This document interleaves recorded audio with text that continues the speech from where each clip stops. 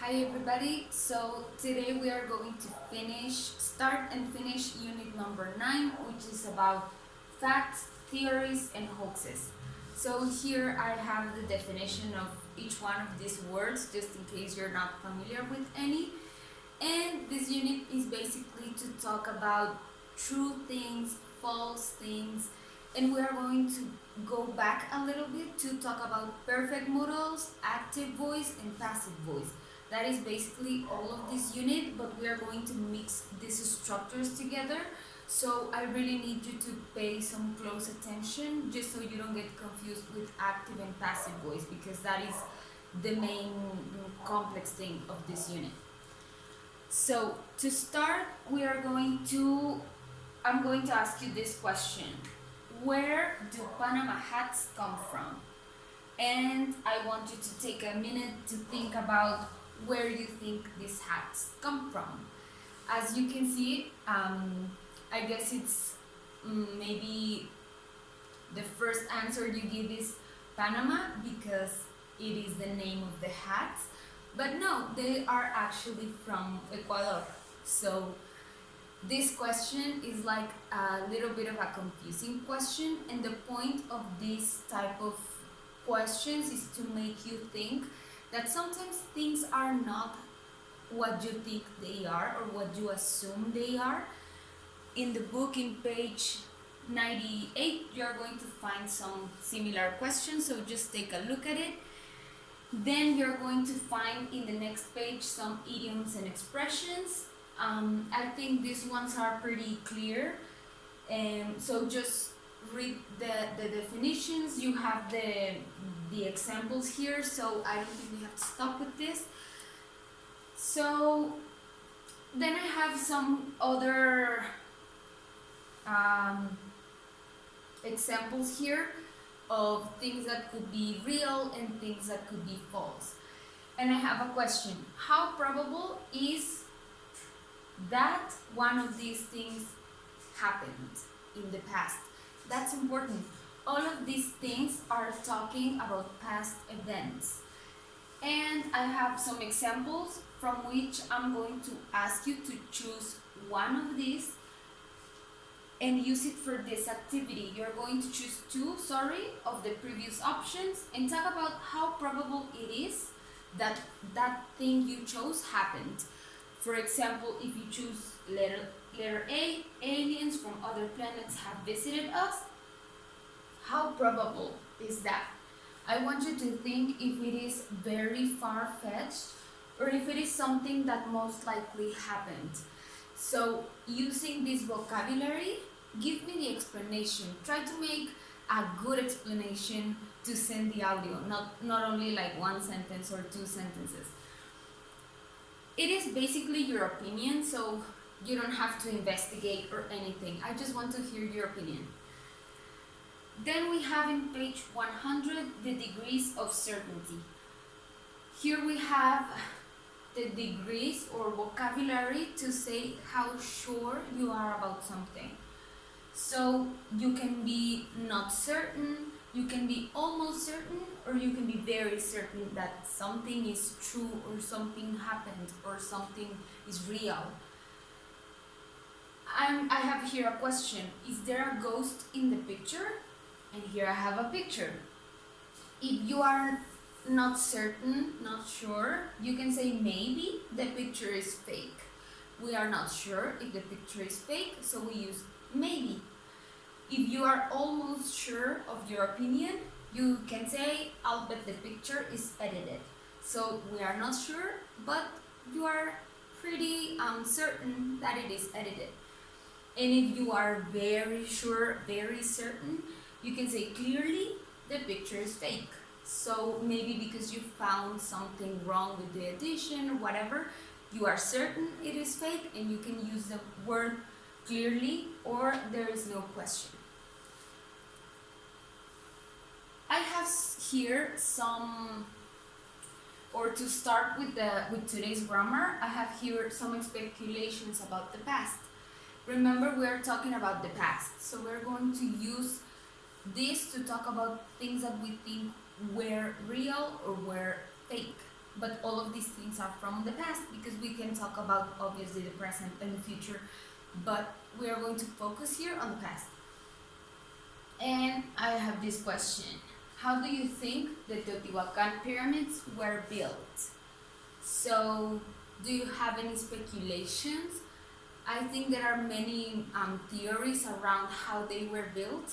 So I have here some of the speculations. Number one says some people think that aliens must have built them, but they are not sure. So if you have a speculation but you are not sure, you can use must have and then whatever you are not sure about. Aliens must have built them. So as you can see, must have is a perfect modal. And then the verb is in past participle because it is perfect. Another speculation is that other people are sure that our ancestors could have received help from aliens. So again, we have a perfect modal, couldn't have, sorry, I said could, and then the verb in past participle, received. And again, if your speculation is something you are certain, you are sure of that, you can use this modal to talk about certainty. To make the difference between which perfect modals are talking about certainty and which perfect modals are talking about possibilities, I made this arrow for you. So here are the modals used when something is possible but you are not very sure, when you are almost certain, and when you are very sure or very certain that something is true or something is the reality. You are going to use the modal, the auxiliary have, and the verb in past participle because we are using perfect modals. For example, something that is a possibility could be, I am not sure if Mexico could have chosen a different president. So if you say Mexico could have chosen a different president, you are expressing with could have that you are not certain, but it is a possibility. But something you are sure of, something you are certain of, could be, I am sure Mexico had to have been very beautiful when it was conquered. So that is not a question, that is not a possibility. You are sure that it was very beautiful. So as you can see, we have the modal had to and the auxiliary have and the verb been in past participle. Okay? So just take a moment to analyze this, analyze the structure and the examples, because we are moving on with the same passive modals but active and passive. If you are not 100% sure that you understand the passive modals, remember that we have a video that I sent you before that locally you can look and maybe just watch the video. You don't have to go back to the books or everything. And if you have any questions about passive modals, you can ask, because this unit is basically using the passive modals. So I found this on a website, on the New York Times website, and it says that Mexico's president says most domestic violence calls are fake. So I read it and I thought it was interesting because it is from the New York Times and because of how they talk about our president. So I wrote some sentences about this using the grammar. So the first one says, AMLO had to have calculated how many calls were real, but he didn't do it. So we have the modal, perfect modal, had to have, and then the verb in past participle, calculated. This is in active voice, right? Because AMLO is doing the action. AMLO is the one who had to have calculated that. Remember, we're talking about the past, so the modal is in past, okay? And then I have this other sentence. Evidence could have been shown to prove he was saying the truth, but that never happened. So AMLO was saying that domestic calls are fake, but he never showed any evidence. He just said that violence is not real, basically. So this sentence is saying that the evidence could have been shown to prove he was saying the truth. So that means the evidence is receiving the action of being shown. The evidence is not doing anything, right? So this is a passive modal using the subject, evidence as the subject. And as you can see with the structure, it is a little bit different. We have the perfect modal and the passive structure. Remember, passives are with the verb to be and the verb in past participle. The perfect modals are the modals using the modal verb and then the auxiliary have. So in this sentence, we are mixing both of them, passive modals and perfect modals, okay? Passive voice, sorry. So moving on to active and passive perfect modals, we are again continuing with this, speculating about the past. So we can say the same sentence in active voice or in passive voice. The difference is that in active voice, the subject is performing the action, the subject is doing the action, the verb. And in passive voice, the subject receives the action. The subject is not doing anything. Someone else is doing it. So I have the same sentence here for us to compare.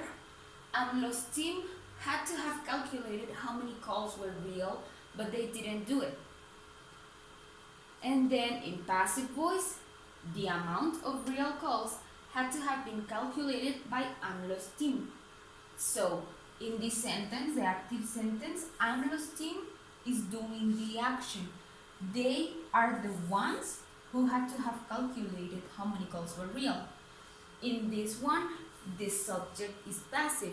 The calls are not doing anything. The calls are receiving the action of being calculated by someone else. Remember, when you say by AMLO's team, by the name of a person, it is because the person is important. When the performer of the action is not important, for example, someone or people, then you just don't say it. The sentence can just be the amount of real calls had to have been calculated, and that's it. In this case, it is relevant. By who? Okay, by AMLO's team. But if it was by someone or by people, then you omit it from the sentence because it's not relevant. I have another example here. The same sentence written in active voice and in passive voice. So active voice, to prove he was saying the truth, AMLO had to have shown evidence. It is active because who made this or who performed this action? AMLO, right? He is the one who had to have shown the evidence.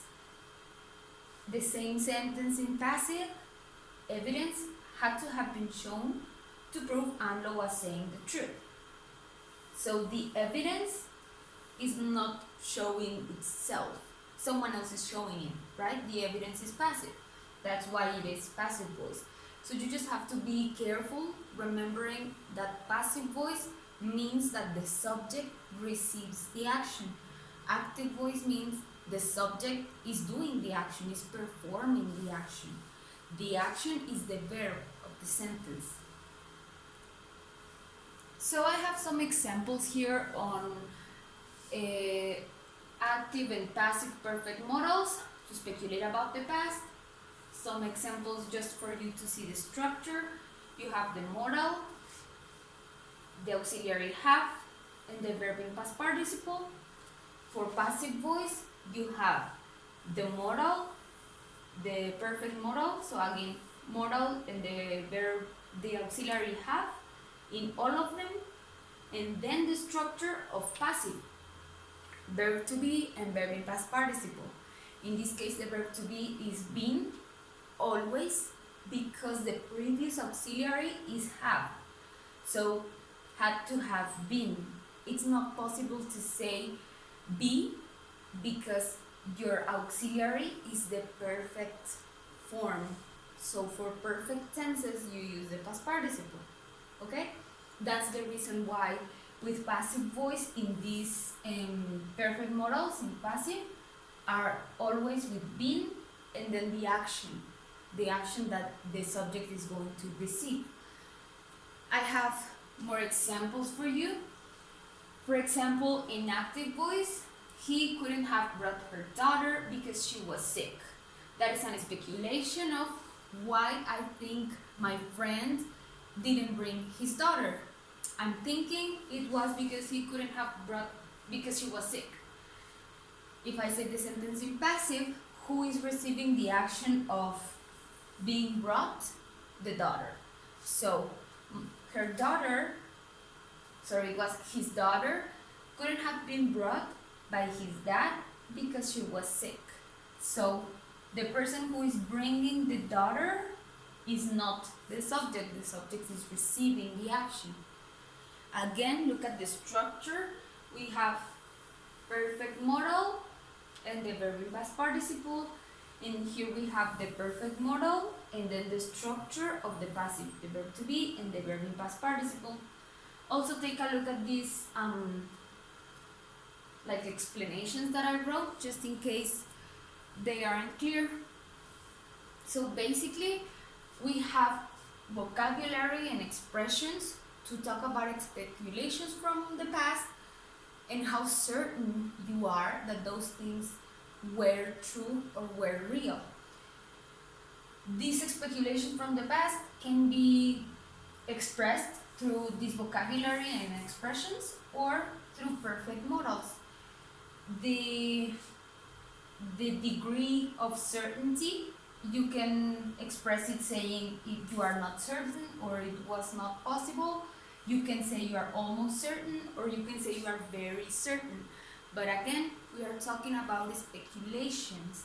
If you are really sure about something, then you use the simple past, because then you can say she was at the party yesterday. You are sure. But what happens if you are not sure? Well, then you speculate. She must have been at the party. I'm not sure, but I am almost certain. So you use the passive modal. The perfect modal must have been at the party. Yes? So that's the difference. If you are speculating, you use these structures. If you are sure, then you just use present perfect or simple past. Okay, another example could be my son did his homework yesterday. That is a fact. He did his homework. But what if I say my son may have done his homework yesterday? That means it's possible, because I don't know, I'm speculating, and my speculation is that it's a possibility that he may have done his homework. Okay, so hopefully with these examples you can listen to the difference of something that was a fact and something that is a speculation about the past. Then I have some activities for you in my English Lab website. Some of them are with vocabulary, others with the grammar, a reading and a listening. You have all day to deliver these activities, so just take your time to answer them and look at the presentation and maybe listen to the video if you have to. And then I have another activity. I want you to answer page 107, which is a small quiz of, are you an skeptic? So this is basically to know if you are an skeptic or a believer when it comes to unknown things, okay? And I just want you to send a picture just to see if you actually answered it and to register it. And then I have this homework for you. It may look a lot, but it's just an essay, okay? I want you to write an essay. Remember the structure of an essay as an introduction, a body, and a conclusion. not more than half of a page. If you want to write more, you can write more, but just don't make it longer than one page. Or for me, it's okay if you just write half of a page in Word, please, because in Word it is easier for me to check it and to give you the corrections and the feedback. So you are going to think about a conspiracy theory that is interesting for you. So maybe you have heard about something that intrigues you or makes you think like, is it real? Is it not? There are many theories. So I want you to write about it. You don't have to need to make a big research or looking for information. No, if you just want to give your opinion, this is an opinion essay. You can just write the essay only with your opinion. If you want, you can add some information, but don't make an essay all from Wikipedia or things like that. I want your opinion in this essay, okay? So basically, if you have no idea about the facts of a conspiracy theory, but you have your own opinion, just write the essay with your opinion, okay? What I'm going to evaluate is in the next slide. So it is basically the content, how much you communicate what you want to say, the organization of the essay. This is important because here in the organization of the ideas, I want you to go back to page 48 and use the conjunctions to compare and contrast your ideas. This page was homework a long time ago, and only 2 or 3 of you made this homework, so I think it's important to go back to it to practice a little bit more. And well, you have the instructions in more detail here. This homework, you have the whole week to do it, just in case you want to do it and then the next day read it again and check it, because it's important that you learn how to express your opinions, your ideas, your beliefs in a written form as well. So you can learn how to organize the ideas, how to connect the ideas. For that, it's important to check page 48. If you have any questions during the week about this as well, you can ask me and I will try to answer as fast as I can. So also check the rubric on how it will be evaluated. And that's going to be it for today. So if you have any questions, as always, you can ask me. This time you're going to have again all day to answer and deliver the activities. So just organize your time and take your time to do it. And I'm going to be around. Okay? Thank you.